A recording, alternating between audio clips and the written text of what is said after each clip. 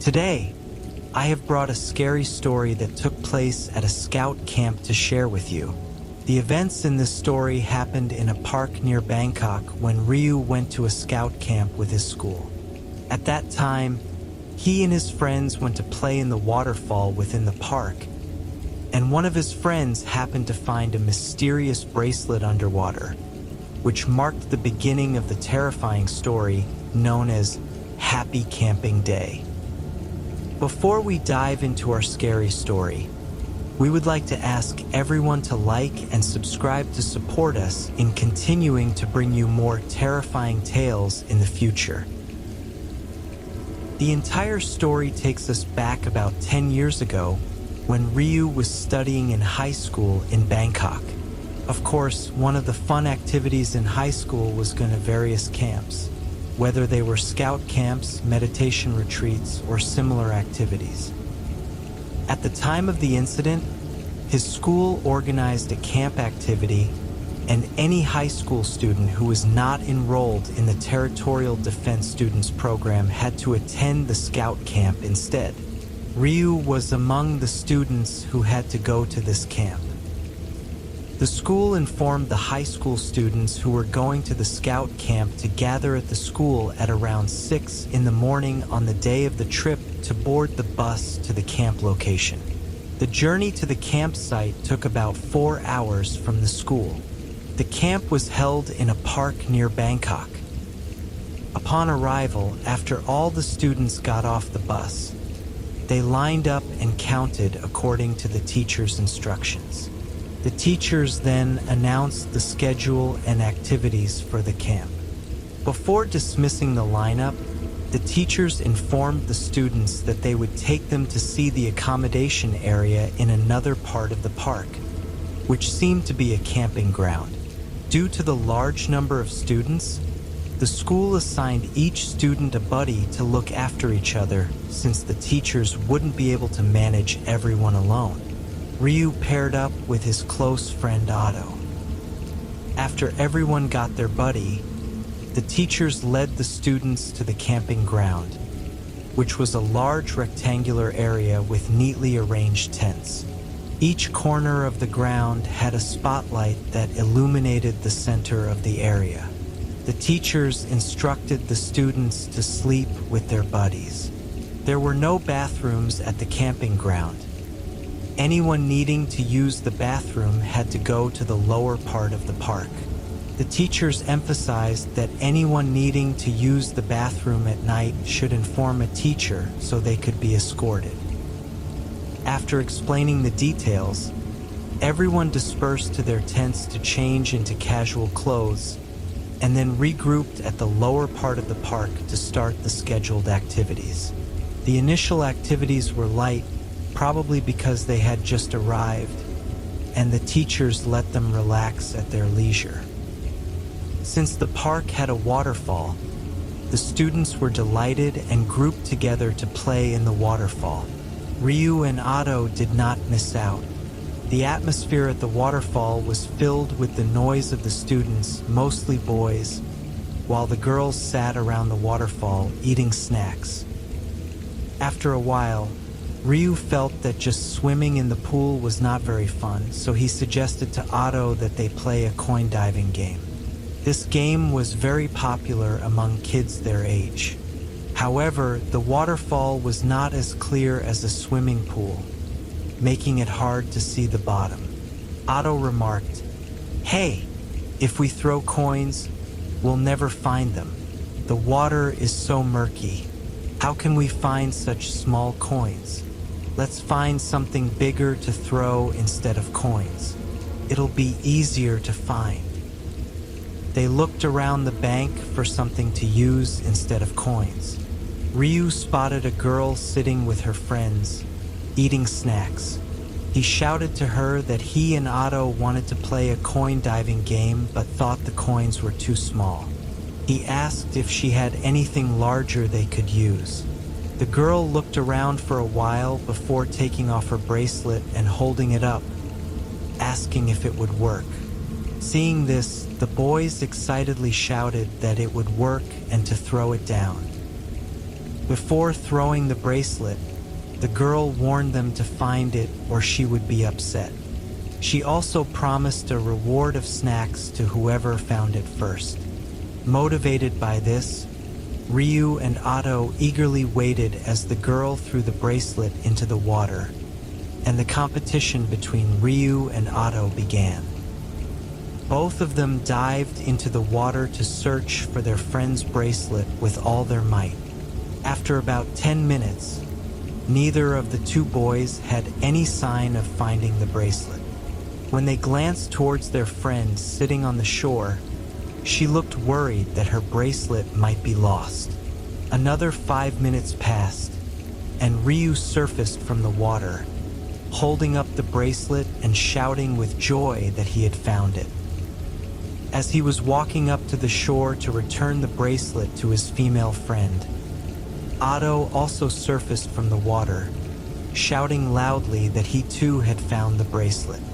This confused everyone because now there were two bracelets, and neither Ryu nor Otto knew which one belonged to their friend. They had not noticed the specific details of the bracelet when she threw it into the water. They decided to take both bracelets to their friend for confirmation. Turned out that the bracelet Ryu found was hers. The bracelet Otto found belonged to no one they knew. Otto then said, "Oh, it's not yours? Never mind. I'll keep it then as a reward for the effort of finding it." He put the bracelet on his wrist, and it fit perfectly. The bracelet looked like a woman's bracelet, adorned with gemstones, and was quite beautiful. After that, they all sat down to eat snacks until the teachers blew the whistle to gather everyone for the camp activities. The first day's activities went smoothly until the evening when the students were allowed to rest. While Ryu was lying in the tent, he noticed that Otto was quite fascinated with the bracelet he found. He kept taking it off, examining it closely, and then putting it back on his wrist. He even showed it to Ryu, admiring its beauty. At that moment, Ryu told his friend, "Otto, don't show it off too much. It might belong to someone who dropped it while playing in the water." Shortly after, Ryu suggested that Otto go to sleep since they had to wake up early the next day. In the middle of the night, Otto suddenly woke up because he heard the sound of someone stepping on dry leaves coming from the path leading to the tent area. The surroundings were forested, so the sound was clear enough to wake him up. When he got up and peeked out of the tent, he looked around to see where the sound was coming from. Otto's eyes caught a glimpse of a dark figure walking at the far end of the path. At first, he thought it might be a fellow camper going to the bathroom. However, what made him suspicious was that the mysterious figure was unzipping other tents all around.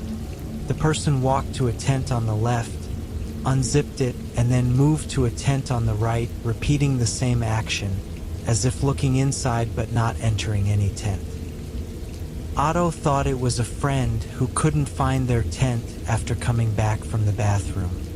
He decided to go back to sleep, but the sound of zipping continued as the figure moved from tent to tent, getting closer to their tent.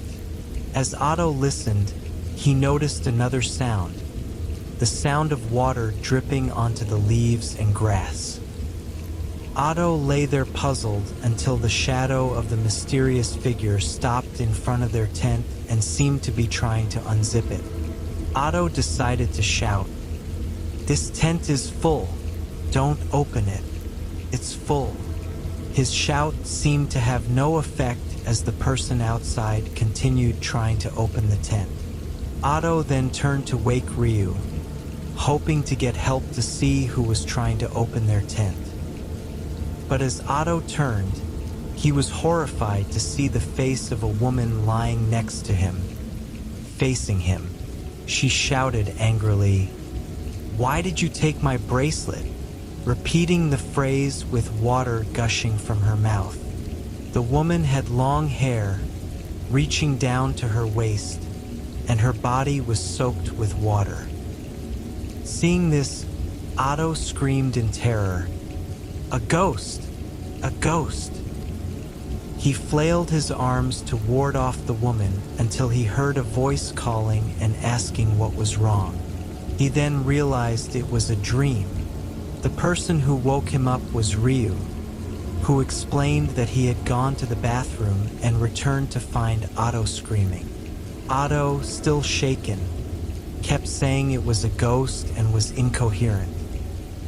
Ryu comforted him, saying there was nothing to worry about, and told him to sleep since they had to wake up early the next day.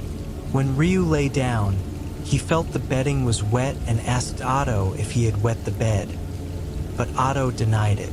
They both used a cloth to dry the area and then tried to go back to sleep. The next morning, all the students woke up early to participate in the activities. That day, Ryu noticed that Otto was acting strangely. Normally very cheerful, Otto seemed quiet and withdrawn. They didn't get a chance to talk properly until lunchtime, when Ryu took the opportunity to ask Otto what was wrong and if he was feeling unwell. Otto decided to share the strange dream he had the previous night. Ryu reassured his friend that he was probably just overthinking it and that sleeping in an unfamiliar place might have caused such strange dreams. Ryu then suggested that after lunch, they should go for a swim to refresh and relax, hoping it would help Otto stop worrying. Otto agreed. After lunch, they went to play in the waterfall. Ryu was surprised to find that none of their friends were there. Thinking it was nice to have the place to themselves, they decided to use the bracelet Otto had found as a diving challenge. They made a bet that the loser would treat the winner to a meal back at school. The water was about shoulder deep. They tossed the bracelet into the water, intending to dive quickly and get back up since they didn't have much time left during the lunch break. However, Ryu soon felt uneasy. After about 5 minutes of diving, he surfaced and noticed Otto was missing. Ryu found it strange that every time he came up for air, he never saw Otto doing the same. Moreover, the water wasn't disturbed in any other area. Thinking Otto was pranking him, Ryu got out and waited on the shore for about 10 minutes, but there was no sign of Otto. He began to worry that Otto might have drowned, so he decided to dive back in. The water was very murky, making it difficult for Ryu to see anything. He tried feeling around with his hands underwater. Suddenly, he saw a dark object rising from the depths, looking like a black lump.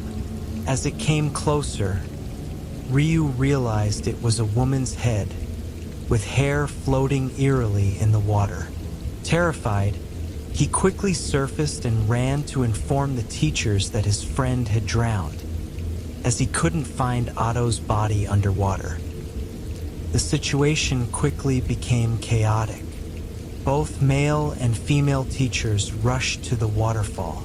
The male teachers jumped into the water while the female teachers called for rescue services. After about 15 minutes, rescue personnel arrived and joined the search. Despite their efforts, including the teachers and rescue teams searching for about half an hour, no one could find Otto. Then, Ryu noticed one of the rescuers took out incense from the rescue vehicle, lit it, and started chanting some sort of prayer. After finishing, the rescuer planted the incense in the ground near the waterfall. Miraculously, shortly after that, someone shouted that they had found Otto's body in the water. They retrieved Otto's body and tried to resuscitate him, but unfortunately, no one could save his life that day. When the rescue team arrived, they asked who had been with Otto last. Ryu recounted the events to them. Upon confirming Otto's death, the teachers called his parents, and the rescue team prepared to wrap Otto's body. The rescue personnel mentioned that typically, a drowning victim's body would be pale all over.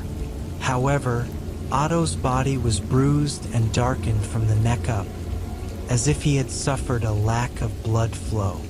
Moreover, Otto's hand was clutching something tightly. When they pried his hand open, they found the bracelet Otto had retrieved from the water. No one knew the origin of the bracelet or why it was underwater. The camping activities were immediately canceled. Reflecting on the strange events, Ryu considered that the odd dream Otto had shared, where someone tried to open their tent, might have been the owner of the bracelet looking for it.